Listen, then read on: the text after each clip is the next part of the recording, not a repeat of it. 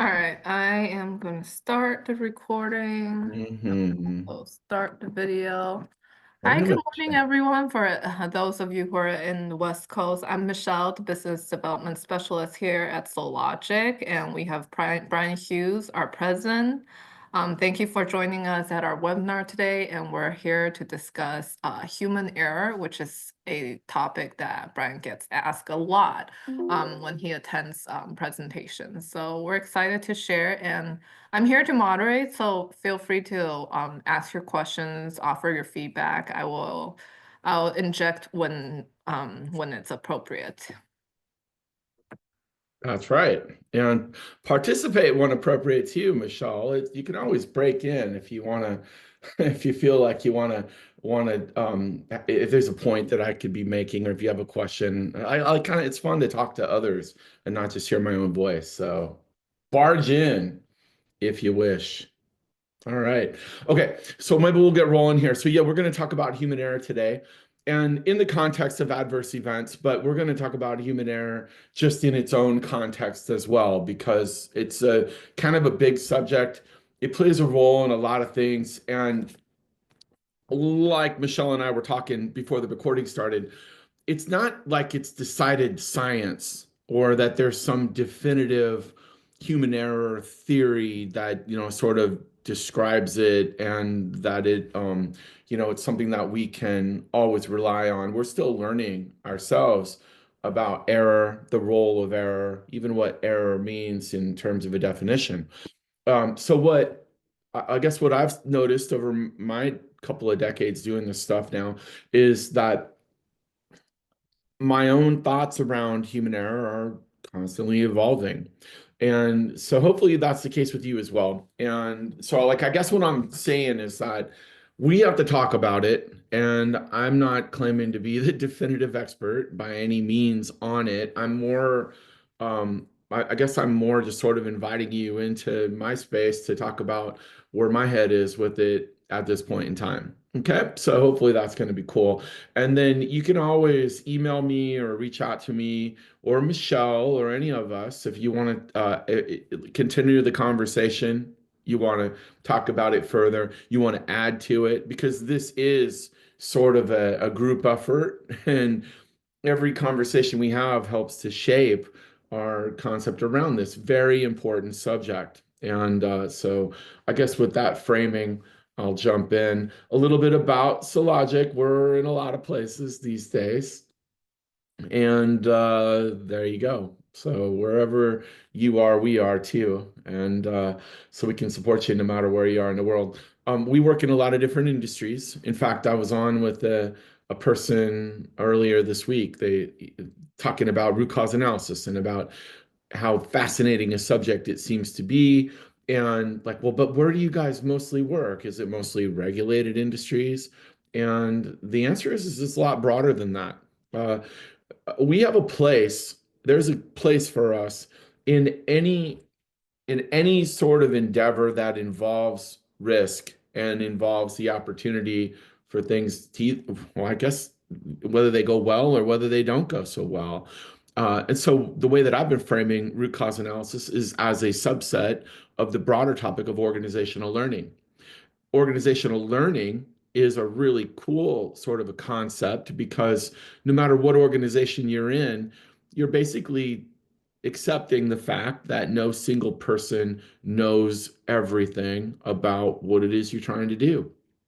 And therefore, every single person in that organization has both a unique perspective and different biases and different paradigms for sure. But then also, I guess what it boils down to is they have this individual supercomputer between their ears that sees the world in a unique way. And organizational learning, what that means is that together we're learning from each other about whatever it is that is making the organization tick at any point in time. And sometimes those are things that go wrong, and other times are things that go well. And in any case, we want to learn about that. And so that's where you're going to find us. And that's also where we are actively trying our best to evolve the concept of root cause analysis to make it a lot more than just compliance, a lot more than just we do this because we have to. The way that I'm seeing it these days is that those companies that really make it part of their culture to learn as an organization, they're going to have a competitive advantage, and they may, and that competitive advantage in the long run means basically whether or not they survive as an organization. Now, I mean, that maybe that sounds grandiose and some great proclamation, but I really see it that way. That if you're not learning, especially with the pace at which things are changing, if you're not learning and incorporating those learnings every step along the way, well, then you're just not going to keep up, you know? And so we look at it as our goal, no matter what industry you're in or whatever it is that you're doing. Our goal is to help in that process. We are positioning ourselves to be experts, I guess, in the world of organizational learning, and experts not meaning that we have it all figured out, but that we've chosen this as our journey. And that's what leads us to all of these different areas. So, to help frame a little bit about the world of organizational learning, the subset of root cause analysis, and how important all of this stuff is, those of you that are on the webinar today, you're a part of all of this, and we really appreciate it. So we're fortunate to work with a lot of great companies. They're not all on here. They're not all on here. If you don't see your company on here, but you work with us, I don't mean anything by it. I don't know. This is what we did. So here's the logo quote, and it's ever expanding. We're very grateful for it. So let me know if we don't see your logo here. And here's my promise to you: you will see your logo the next time around. So I will get it there in 2 weeks when we have another webinar. All right. So what I really want to do, I think, to start out this conversation is reframe the term error. And by that, I mean, I think that the term error has a lot of negative contexts or connotations that come along with it. You screwed it up, you effed it up, you messed it up, you know, this we wouldn't be here but for you. Oh boy, I don't know if anybody's American football fans, but it's playoff season. Seattle's not there, but you know, we can always hope for next year. But watching, it was a game, it was the Ravens, right? And so they had this chance to tie up the game, and right at the end of the game, tight end, simple pass. They had beaten the defense, and guy drops the ball right on the end zone. This is a guy that has 4 drops in the year, 2 of them in this one game. All right. This is a pro by every aspect, by every definition of the term, and dropped the ball. And that's just what happens sometimes. All right. Well, so we're focusing on that particular error, and he feels like he lost the game for them. And then being a Seahawks fan too, I can't not relive the Super Bowl against the Patriots when we had a similar circumstance where goal line, high likelihood of scoring, and had we scored, we would have won. There wasn't time for them to come back, and it seemed like a pretty simple decision. The coaches called a play that was not expected, and didn't work. It didn't work out. Guy intercepted on the end zone, and we lost the game as a result. And it goes down as being supposedly the stupidest play in football history. And so you know we look at error as being one of those things that leads to some negative outcome. I don't think that's really accurate. I think what error is the simply we took an action and we had an unexpected result. Sometimes that unexpected result can turn into something good. Sometimes that unexpected result might be something less than good. But in both of these football games, just using these as examples, what we see is that we're putting everything on that last play of the game. Well, what about every other play of the game? What about the fact that they were in a position where the last play was make or break in the first place? What about all of the context, the context that led up to that single moment?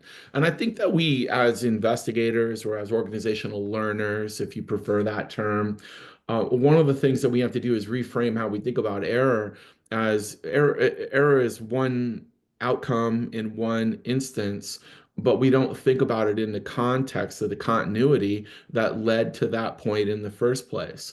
And so, what I would ask you folks to do as we progress through this webinar today is rethink the way that you think about error, and let's think about it as one step along a continuum of actions and reactions and cause and effect, and think about that. Keep that in mind, because I think that's going to be really, really important for us to understand how did that error play a role in this outcome? And then also, what can we do about it in the future in order to get an outcome, either to repeat an outcome that we liked or to avoid an outcome that we didn't? Okay, so I'm inviting you to sort of take this opportunity to reframe or to maybe put aside your traditional thoughts about what error happens to be. Yeah, Larry Sauber just shared a comment as well that most organizational memories are super short, Yeah. especially in today's business environment. Yep. Hmm. Yeah, I think I see where Larry's going with that. What's up, Larry? How are you today?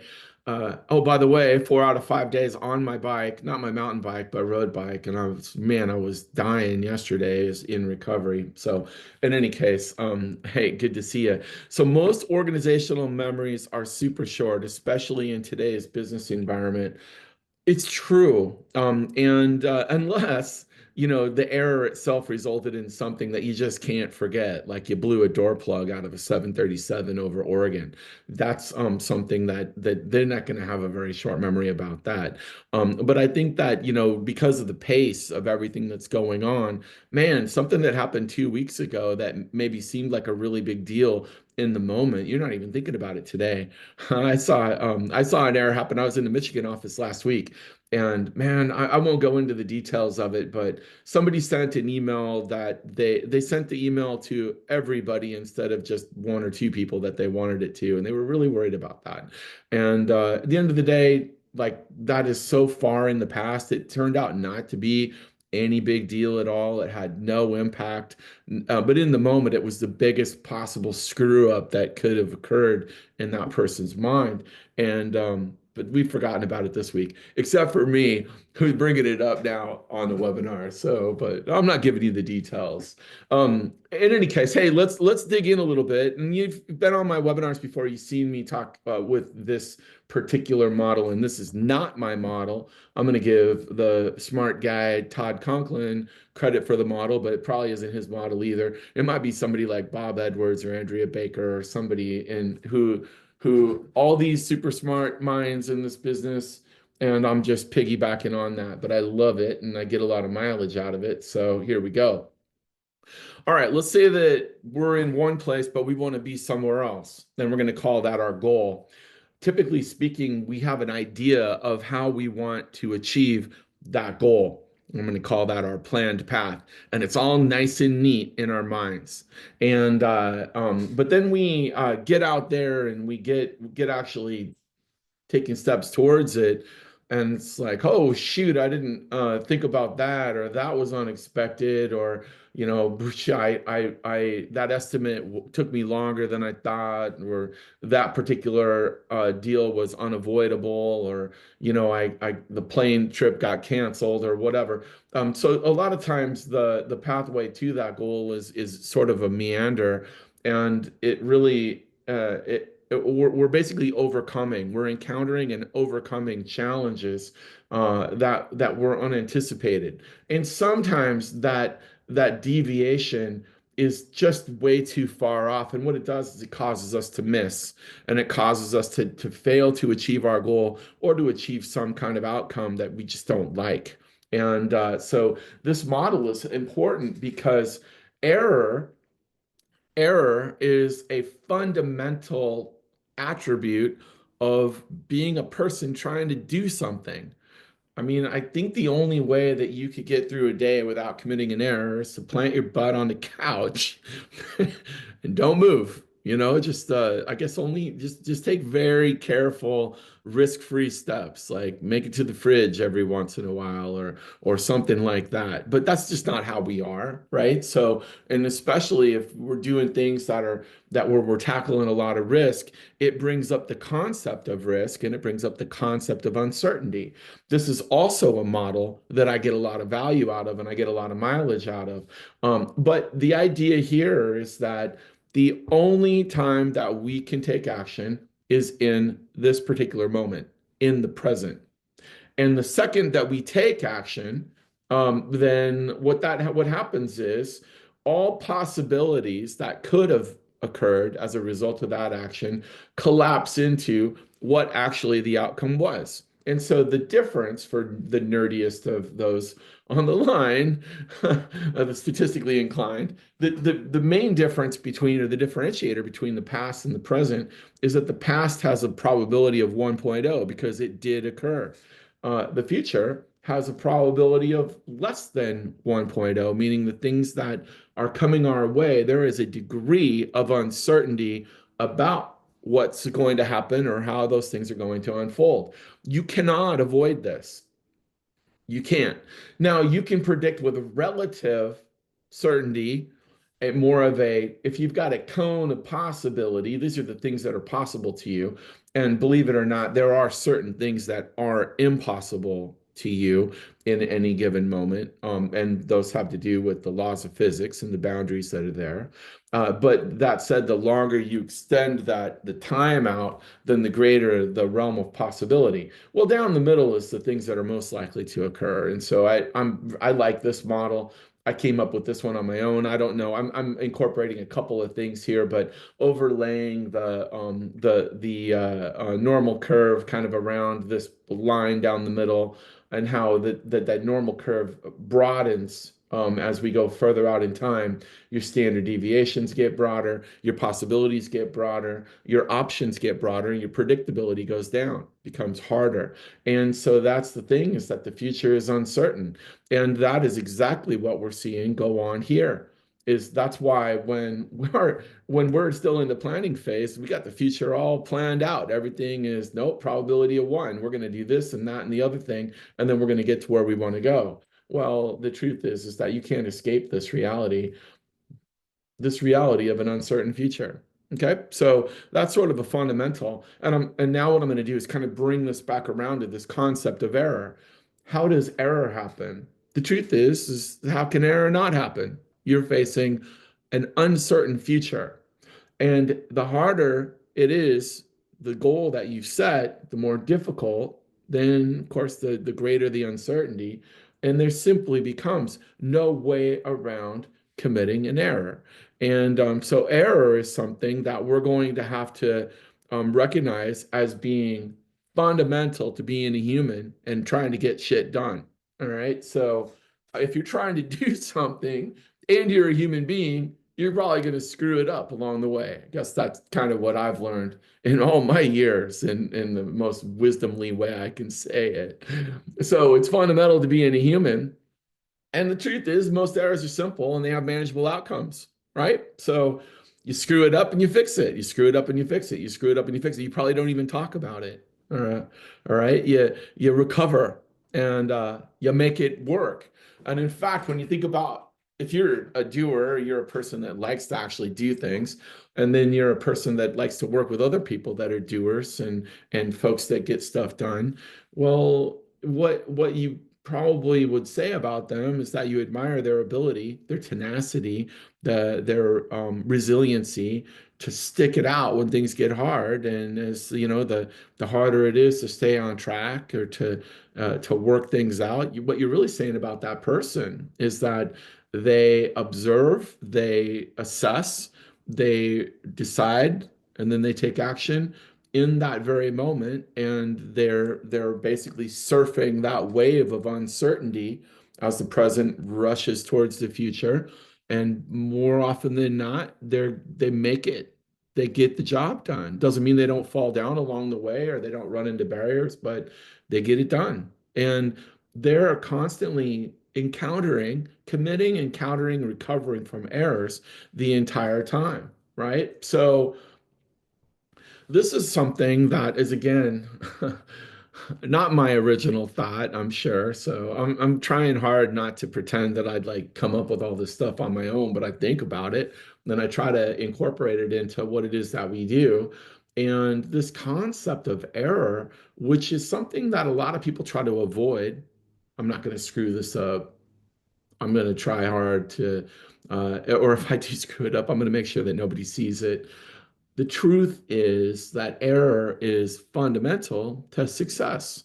And if you have any sort of or any appetite for an entrepreneurial endeavor or any appetite for rushing into something that's unknown, well, then you have to you have to not only accept that errors are going to happen, but embrace errors when they happen and learn from them as fast as possible. Here's one way to frame it.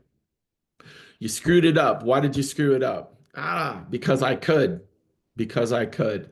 And I'm really interested in the fact that I screwed this up because it offers a window of opportunity for me to learn both context and also the way in which I behave in the future when a similar scenario comes up.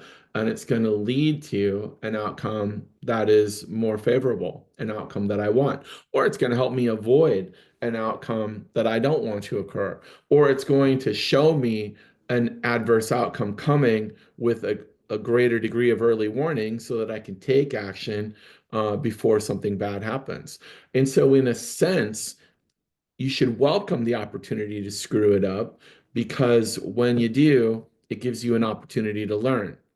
Okay. But some errors, they're going to cost you. And that is so, because what I just said is like, this is the optimist. This is the optimist's viewpoint around human error. It's like, yeah, give me the errors. I'm going to learn from them. I'm going to get better, which is true. But you got to be real careful because sometimes you screw something up and you're going to get killed. Sometimes you screw something up, you're going to kill somebody else, or you're going to destroy a piece of machinery, or you're going to ship a product that is not ready for prime time, right? And these are the kinds of things. This is where the risk, the variation, it becomes unmanageable or it becomes unacceptable. And I think it's really, really important for us to understand that, yeah, we need to embrace error.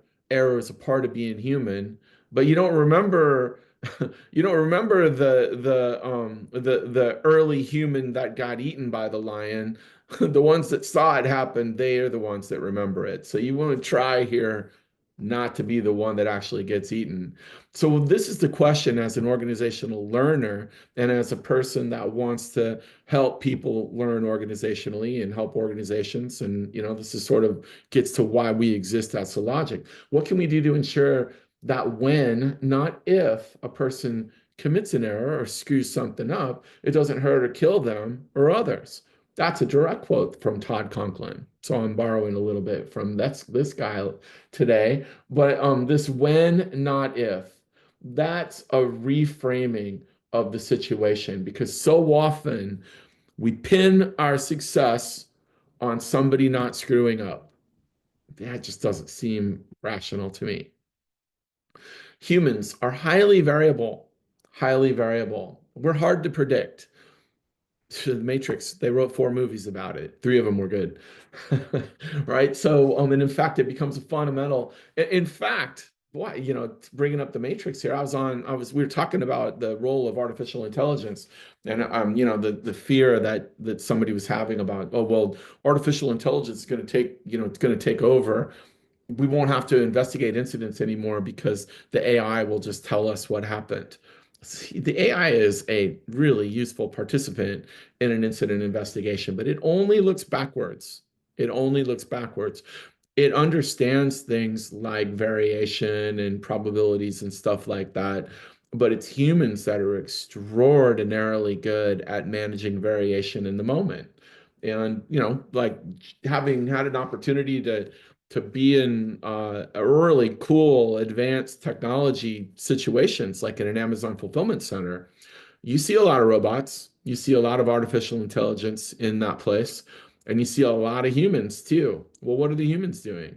Well, the humans are managing variation, and because humans are best at that. So, when we're looking at what we can do to ensure that when, not if we commit an error, it doesn't hurt or kill them or others, we're not looking at replacing humans as the ultimate solution to that.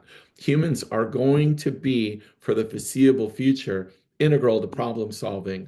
And we'll use things like AI to partner to help us do what it's really good at, which is basically crunching a whole lot of data and doing a lot of things too that are a little bit irritating and that take a long time, such as revising and writing drafts. But it's not going to ever replace humans in terms of their ability to help manage the variation that leads to error. Okay, so we do have some other strategies, then we're going to definitely dig into those. But one of the things too, though, that we do is we overemphasize the role of people, overemphasize the role of people in adverse outcomes as the source of problems. Now, certainly they are one of the ingredients in adverse outcome events. They are, but they are not the only outcome. And this is where we want to broaden our imagination and broaden our scope to think about the context in which the people are acting or operating, because that context is much broader. I got a new one for you. This is a new slide for today. So I like to play music. I'm a bass player, and I mostly play rock these days, hard rock and roll, original. I play in a couple of bands, and it's super fun. And it's too loud, I know. And I have earplugs. In fact, I always have them with me. But in any case, they also like to dabble in the world of jazz and in the world of improv. And that is an area that I think is just so fun, but it's also terrifying. It feels like you're playing without a net. Well, these are some of the best ones, best in the business ever. You got Miles Davis here on the left, and then you have Herbie Hancock on the right. Herbie Hancock is a young pianist, joined Miles Davis's band, and he relates a story about being on stage with Miles and playing an incorrect chord. An incorrect chord. And so you talk about sort of going, going off the rails. He's terrified. Miles raises an eyebrow but doesn't miss a beat. And what he does, Miles Davis does, and this is the genius of Miles, he finds a way to make that incorrect chord fit into the context of what's going on. These are some of the best pros in the business. And you talk about the, especially, and there's some of the pioneers of this whole genre of improv jazz. And in a sense, improv jazz is basically the art of making errors into genius works of music. And Miles took that error that Herbie Hancock made and worked it into the overall program. And this is what I really love about this. There's so much here. In fact, I think that this is worthy. This analogy is worthy of exploring a lot further. And I've got some neat ideas, I think, around how to take this to a conference and really, using actual live musicians to show how similar it is between when you get an improv situation on a stage and what it's like working on a construction site. I mean, think about the parallels there, and the stuff that's involved and how that concept can help reframe the error. I got a quote here from Miles too, and I'll move past it. But he said, "You don't just I don't pay you, Herbie, to play to get applause. That's not why you're on the stage. I'm paying you guys to experiment. I want you to try new things, brand new stuff." And I told him it's maybe not going to work out. I'm terrified. This is Herbie Hancock talking, right? So he's like, well, what about the audience? Because they deserve to hear an error-free, flawless performance. They paid a lot of money to sit in these seats. Miles says, don't worry about that. I got it. I got the audience.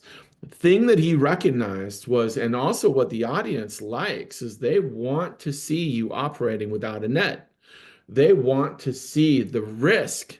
How are they going to pull this off? How are they going to pull this out of here? And a guy like Miles, who probably was terrified the first couple of times that he found himself on the stage in an error situation, learned to take that error and turn it to his advantage And once that he did that a few times, he had the confidence that it didn't matter. I'm going to walk out on the stage. You give me a note and I'm going to fix it. You give me a sour note and I'm going to bend it into something brilliant. And that's exactly what he did. And he made his whole career out of it. And so I like this concept, and I know that I'm going to put this out there for you folks. And maybe for some of you, like, I don't really get that. But I think there's something there. And, so that idea of error as opportunity is pretty slick. Oh, Susan, Susan, yeah, who applauds your idea of speaking about music and conference topics. I like it. I've got some friends, okay, so Monday nights in Seattle, there are two improv music nights. And it's a crapshoot. I'll be perfectly honest. So one of them, you show up with your instrument and then you put your name down, and then they make up 10 or 12 bands over the course of the evening. And you might know some of the people that are in your band, or you might not. And oftentimes you don't. And there's bass player, drummer, couple guitar players, horn section, singers, keyboard player, and every once in a while the odd weirdo thing like a cello I even saw some ladies show up one time with tap shoes. And so they and the rule is you can't play anything you know. And so you quickly work out a pretty simple progression. Usually it's bass, keys, guitar that sort of comes up with something. Horns like it if you play it in B flat. These are some of the rules that I've learned over the years. And then you just let it roll, and get the drummer some kind of a beat. Give them some tempo ideas. Me personally, I like fast. I want it to move. I can't stand playing the slow stuff in a way. It just feels like it drags. But in any case, so you get it rolling, and then, geez, eyes up, ears open. You better be watching, better be listening for opportunities. And holy mackerel, is it cool when it works? And you know what? It's risk-free, right? So people are out there watching. They know the drill. Otherwise, they wouldn't be there. And it's just this weird fused state that you go into, and it's a really cool feeling. In any case, I've made so many errors on the stage, but I've also had some pretty incredible experiences. And without taking the risk, then you just don't get to have that success. And I'm going to come back to this analogy later. So I'm glad you all like it. I want to work it out at some point. Talk about bravery. I'm going to have to dig up some courage to pull that stuff off. So what we do at Sologic, in fact, Katie, one of our instructor investigators, and we were talking about this morning. We see the world through patterns. So yeah, you come to our class and you're going to learn how to do root cause analysis and build RCAs, kind of from scratch, which I think is important. But the analogy there is sort of like learning how to, I guess, like learning how to calculate the area of a circle using a formula. Area of a circle. Michelle, do you remember it? I'm putting you on the spot. You No, I think I'm out of school for a little too long. what? Okay. Area It's of a circle. It's pi r squared, yeah. right? Okay. So Oh pi my r goodness. squared. How about area of a rectangle, length times width? If it's a cube, length times width times height. And so you learn these formulas, and then you learn as a math student, at least for me, I would write the formula at the top of the page, and then I would look at the story or the problem and apply it to the formula, and that sort of a process works out pretty good. Human error has a formula that I like. Now, I'm not saying this is the only formula that works, but this is the context in which I always think about human error. So when someone says, "Yeah, Michelle really screwed that up last week," which they never say because she doesn't. But if she did, I would think about it. Oh, well, that's because Michelle took some action. You can't make an error sitting on the couch. Okay, so you had to do something. And then it's helpful to think, well, geez, was your plan? Did you execute according to what you wanted to do? Yeah, I did, but I still ended up with an error. Okay, well, then you should probably dig into your plan. Your plan might have been missing a step, might have been had an incorrect step in it, or incomplete, or not detailed enough. But let's look at the plan, because your action was good. If you had a better plan, then maybe the error wouldn't have happened. Okay, and think about it in context of the football game. The Ravens' plan was perfect, worked perfectly, undefended tight end. in the goal line, ball hit him in the hand. He didn't execute. And that's where the gap was. So good plan, poor execution, and that's where we can focus. And that's where he's probably caught 20 passes a day since then, right? So in the case of the Seahawks back in the Super Bowl in 2013, I think they a lot of people question the plan. That's only because the plan didn't work. I still think the plan was good.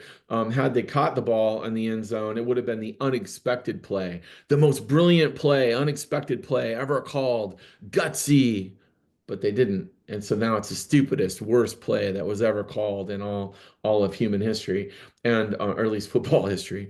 And so it's this idea, this concept of a pattern around the error that is really helpful. So now we're into the literally the technical part of doing root cause analysis, organizational learning on some adverse outcome. Somebody screwed that up. I immediately think to myself, okay, I'm going to put it into this context and I'm going to use this pattern or this formula to help me out. And I'm going to add another one to it. Let's take the action. Boy, that was really stupid. I wonder why they did that. That doesn't make any sense. I bet they wish they could have that one back. Well, the truth is that when someone takes action, that can also be, you can also utilize a pattern or a formula to sort of understand or put that into, to sort of like give you what you need to know to understand, well, geez, why did that make sense to that person? Well, they had the means to act, so they were capable of it. Otherwise, they couldn't have done it. All right, that's something to think about. They also were probably motivated to act for some reason, good, bad, or otherwise. They had a motive to take action.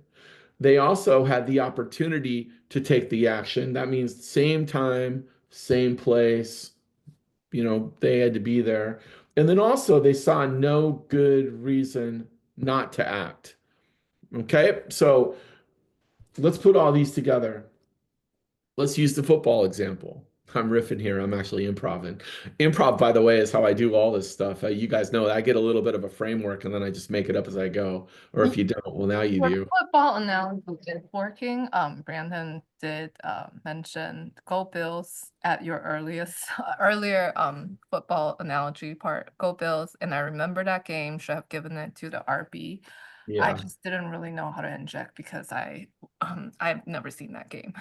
Oh, it's okay, Michelle. We'll catch you up. In fact, no, we won't. I'll never watch that game again. It hurts me to my soul. But no. But no, let's use the analogy. So here you've got the error. The action was taken. Why did you do it? Because well, they had the means to do it. That's true. They had the motive to do it. They had the opportunity to do it, and they didn't see any reason not to do it. Right? So I went ahead and did it. But when I did it, I had either a gap in my plan or a gap in my execution, or maybe a combination of those. And then it resulted in what we're terming as an error or an unintended outcome. Okay. I thought it would be fun to take this one step further, and that's going to happen on the next slide. So here's my error pattern. And then I'm going to add in error, but recovery. If I commit an error and my recovery is successful, well, check this out. That's kind of what we got going on here on this slide on the yellow, right? Like error recovery, error recovery, error recovery, and ultimately error plus recovery gets you where you want to go. All right. So I find that interesting because I kind of think that people are erring and recovering a lot of the time. I think that this is happening. Well, it's happened like multiple times in this webinar. You guys didn't even notice. I don't know. I'm not going to tell you where I'm screwing it up. I'm actually doing pretty good, by the way, in my opinion. I'm looking at the time here. I've got exactly 21 minutes to not screw this up royally, to bring this sucker in for a landing. But a lot of times what we're doing is, when we commit an error, then we recover, and we recover successfully, and then we end up with a good outcome, right? So the outcome itself is kind of what defines what defines the error, error or not. But the truth is that error is happening all the time. That means unanticipated outcome plus successful recovery equals good outcome here. right? But what about when the recovery is not successful? Well, now all of a sudden, red flag goes off, the horns start bleeping, and and then we focus all efforts, all eyes on the bad one who committed the error. I think that it's really interesting, and an area that is grossly understudied is what makes for successful outcomes in the face of continuing errors. And this is an area of study that is a black box that some folks are doing some very good work around. I'll say folks at American Airlines are doing some great work around this, and we're hoping to pick up on that later this year. And there's a whole world of opportunity to discuss what makes for successful outcomes, because it's certainly not error free. It's not that we commit fewer errors, oh, that's part of it. But a lot of times it's because we're recovering successfully. Well, what are the things that we have in place? What is the context that we're building in place in our organizations that allows for not if but when error happens, a successful recovery? That's next level thinking from an organizational learning standpoint.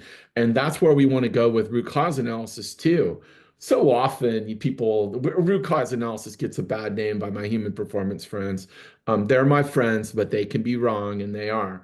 Root cause analysis, ask why 5 times, and it always leads to why somebody screwed something up. So root cause analysis is stupid and you shouldn't do it. It's like, okay. And you think I'm kidding, but I'm not. Like, this is literally kind of the logic behind it. And I'm like, oh my God.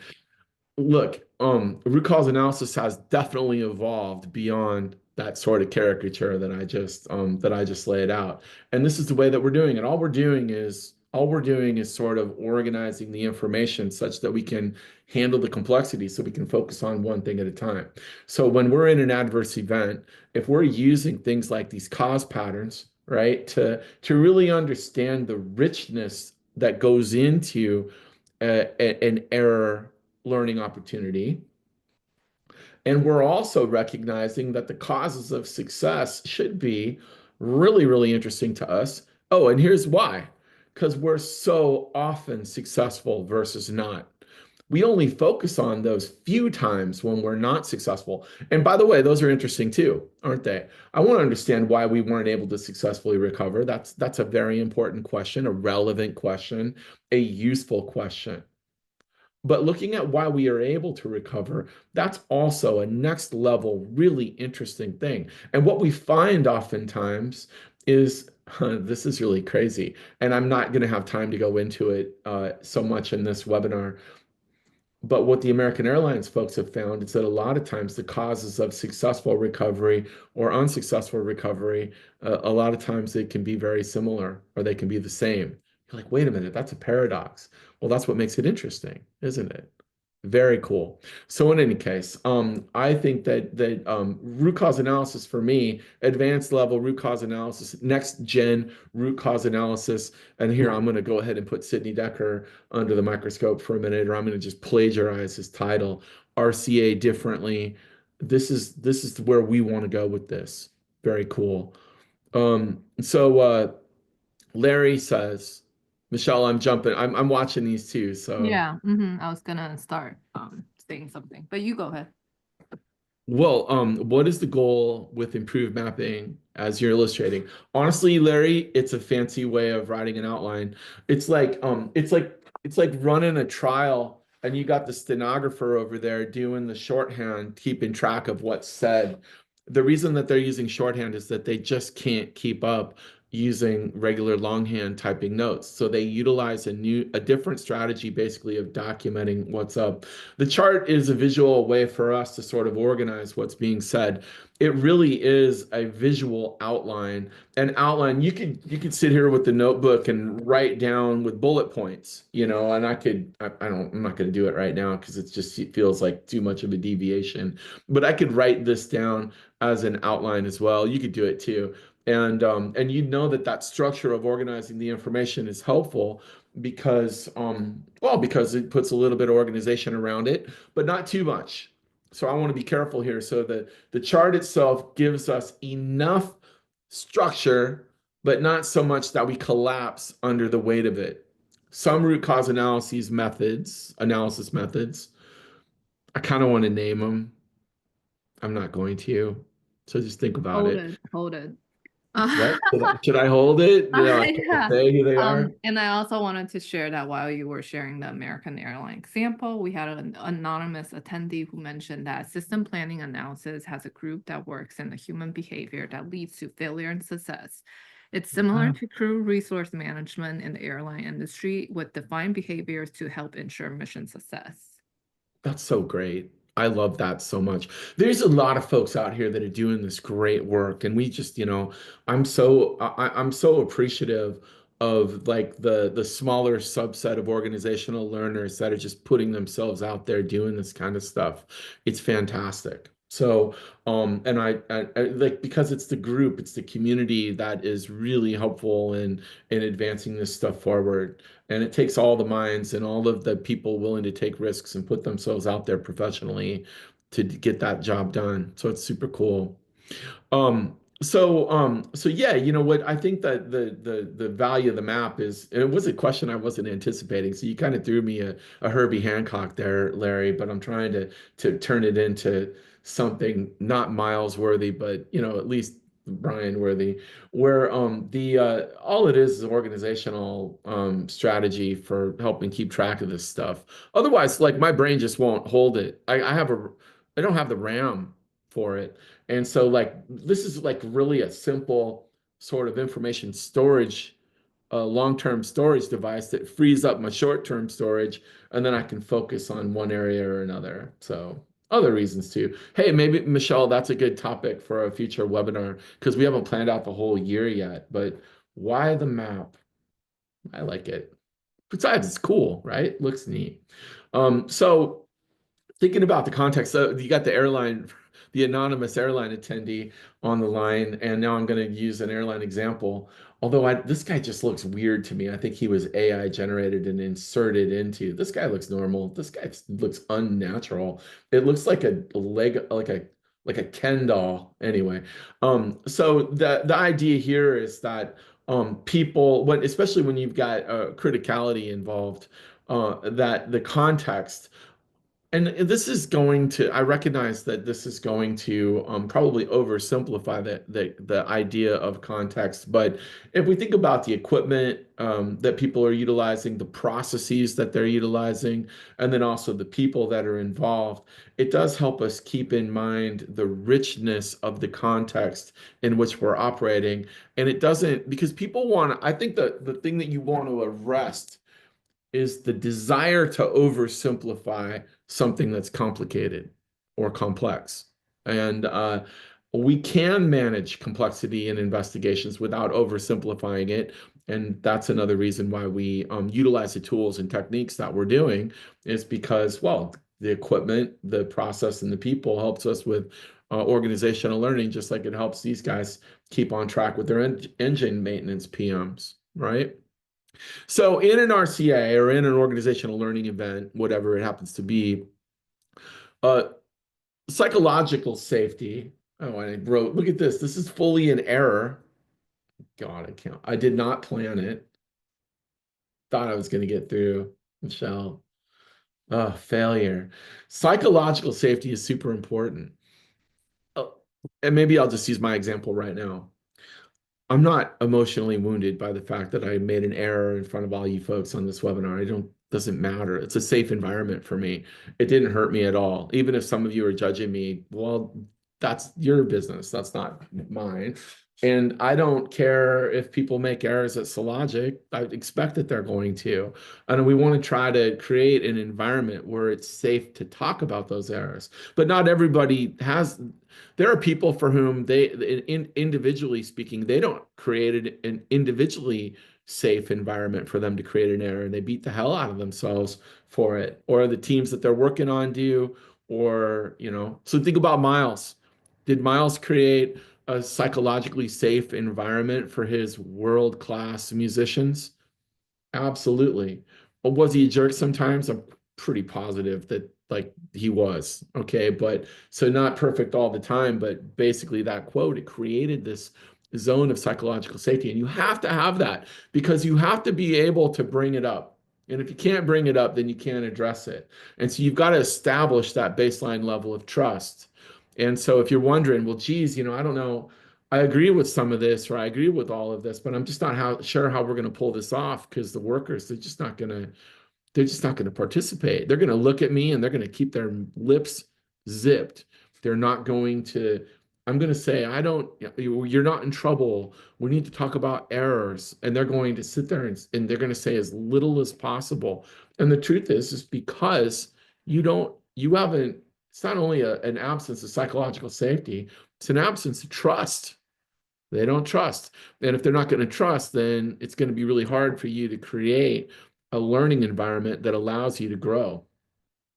And the other thing, and this is sort of a concept that I find is helpful in trying to establish a baseline of trust. And granted, I have not figured this out, and I have screwed this up in a lot of different ways, but not always. Okay. And those times when I've been successful, there needs to basically be the presumption that even though you messed something up, me or you or whoever, that there was a presumption of a good outcome, that a presumption of good intent. I know you meant well. It didn't turn out well. Let's figure out why. Let's figure out how. Let's fix it going forward.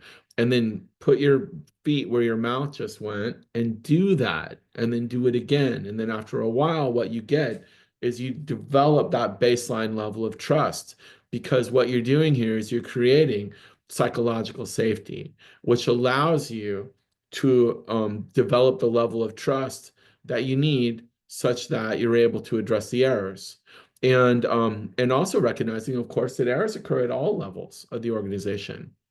I screw something up as a or the leader at Sologic. Here's the thing: is that you might not see it today. You might not see it tomorrow. You're going to see it next year when we're comparing financials year over year. Oh, geez, Brian, you made that decision, and now that cost us 8 points of profitability. Right? And so people think that errors only happen on the front line. Well, that is certainly not the case. Errors happen everywhere a human being puts their 2 feet, right? So this is certainly that can help with the psychological safety too, is when leaders are willing to embrace the fact that they also commit errors, but that their errors are sometimes not as readily apparent or may take longer to manifest. And so I think it's important. I think it's important that we all sort of embrace our humanity and the universal attribute of humans, which is that we screwed things up. All Yeah, right. So relating to that point, yes, I don't know if you already read it. Larry was saying that we find error gets mapped to action taken, but we don't reflect on systems which influence the action. Easy yep, to get lost at that point. yep, And he feels that the wider map could be an interesting idea and benefit those who are new or haven't connected to AHA principles before. yep. He did mention in his own experience, he gets a lot of challenge to go deeper than action taken when an error factor is identified. They Yeah. don't connect to systems, system thinking, elements of management system, lean type thinking. Yeah, I can relate to everything that Larry says there. The first comment, we find that errors get mapped to action taken but don't reflect on systems. That's the I want to get out of this thing as fast as possible. The goal of the RCA at that point, or the learning effort, is really not so much learning, but more compliance. And a 5 whys type thing is good enough. It'll get them to sign off on it. And why spend any more time on this? This is it contributes to the short organizational memory. Like no one's going to remember this in 2 weeks. Let's just get the report filed and bought off on and get back to work. Different problem for sure. The second, there's the other part. Yeah, the challenge to go deeper. I know. I feel like it's worthy of a larger conversation because we're talking about really the systemic tidal forces that exist inside of big organizations that are really, really difficult to sort of control or to change. It can feel like, geez, I'm the forces that we're up against here are so massive. It's kind of like just, well, like the fires in Los Angeles, I mean, You just just touch upon something that another participant was asking. Brian, can you touch on the situation where the undesired outcome was caused by something outside of your control? I've dealt with very few incidents where Mother Nature did not play a role. Rain, lightning, darkness. And even if your action, your plan, and your execution, your procedures are all stellar, we can still end up with negative consequence. So well, as you that's right. mentioned, LA fire. That's right. And that's Tony Aguilar. And Tony, Michelle, you wouldn't know this, but I've known Tony as long as I've been doing RCA. And so it's really great to see you, Tony. But it would be great. We should hang out sometime, buddy. Maybe next time we're in Houston, if you're still down in that area, that would be super fun. Right. Okay. So situations where the undesired outcome is caused by something that was not within your control. Yeah, like weather. And the thing is, I know some of the things that Tony's been involved with, and I'm gonna try to, well, I, I'm searching now for the right answer. We do our best to anticipate. Let's use the fires as an example. The fires in Los Angeles. I I actually have a friend who lost her house in Pacific Palisades, and not only did she lose her house, everybody lost their houses. She showed pictures. There's not a single house standing for blocks close to where she is. There was nothing she could have done to save her house in the moment. Nothing at all. Like no sprinkler system. I don't know if anybody has seen what those fires looked like in 100-mile-an-hour winds, but they look like a blowtorch blowing sideways. And really, by at that point in time, nothing that those people could have done could have altered that outcome. Okay. So, uh, what we need to do at that point, I think, Tony, and I'm going to screw this up because it's going to take broader thought to sort of distill it down into something that's simple.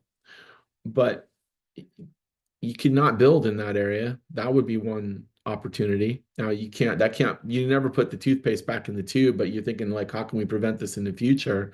Well, just don't rebuild it, just plow it and don't build in that area. But no, that's really not acceptable, Brian. It's Los Angeles for crying out loud, and people are going to build in that area. All right, so you're going to build in that area. So what else do you have control over? The systems themselves. So I mean, they do make building materials that don't burn: concrete, steel, glass. So maybe now that doesn't mean that all your stuff doesn't get, completely smoked out, so that forevermore your favorite stuff smells like smoked salmon. But, you could probably prevent the house from burning down, but only if you don't build it out of things like this. I didn't plan for this. I was going to use this as for a different analogy, but this is not resilient in the face of a fire. This makes perfect sense for a lot of parts of the world. My part of the world, Michelle, our part of the world, you can build houses out of wood up here for the time being.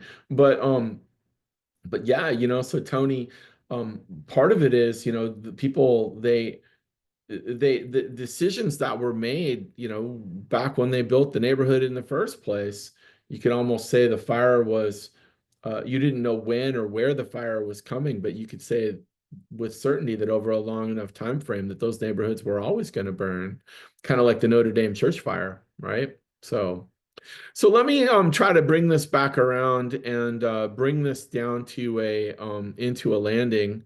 Oh, I actually have a pretty neat slide here that can speak to this a little bit further. I swiped this from reliability. Um, if you think about being in a state of functional performance, but then a point at which that functional performance starts to degrade or risk starts to creep in, at some point you end up in a state of functional failure, meaning that you're too far off the pathway at this point. You're not, you really need to make a course correction, or you fail completely. The longer time frame that you have in which to detect that something bad is coming, then you can hopefully react to it ahead of time. Those people in LA, they didn't have any time. I remember we were in Palm Springs that week doing some work, and there was zero time to react. Really, they only had a couple of hours, so lots of stuff where we could hopefully either reduce probability, reduce severity, or improve detectability in the future. But I guarantee you that if they don't do one of those three things or all of them at once, then other neighborhoods are going to burn to the ground as well. It's just a matter of time.